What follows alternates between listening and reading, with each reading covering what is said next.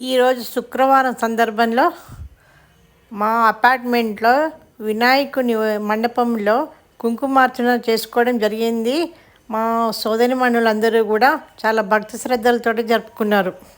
ఈ రోజుతోటి 7 రోజులు గడిచాయని, గణపతి నవరాత్రులు ఇంకొక 2 రోజులు మాత్రమే. వాడలా ప్రతి గణపతి మండపంలో ఈరోజు కుంకుమార్చన కోలాహలంగా భక్తి శ్రద్ధలతోటి అందరూ చేయుచున్నారు.